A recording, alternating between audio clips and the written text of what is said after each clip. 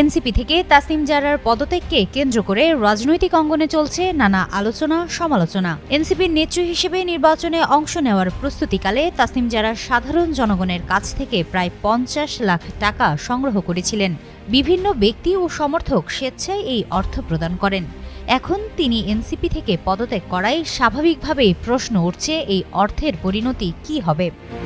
বিষয় নিয়ে রাজনৈতিক ও সামাজিক অঙ্গনে যখন নানা রকম আলোচনা লেখালেখি চলছে, ঠিক সেই প্রেক্ষিতেই বিশিষ্ট রাজনৈতিক বিশ্লেষক গোলাম মাওলা রনি রোববার 11টা 10 মিনিটে তার ভেরিফাইড আইডিতে একটি পোস্ট দেন। পোস্টে তিনি তাসনিম জারাকে সতর্ক করে লিখেন, রাজনীতিতে ব্যক্তির চেয়ে বড় হচ্ছে জনগণের আস্থা। জনগণের দেওয়া অর্থ কোনো ব্যক্তিগত সম্পদ নয়, এটি একটি নৈতিক ও রাজনৈতিক দায়। কেউ যদি কোনো রাজনৈতিক অবস্থান থেকে সরে দাঁড়ান, তবে সেই অর্থের স্বচ্ছ হিসাব জনগণের সামনে আসা উচিত।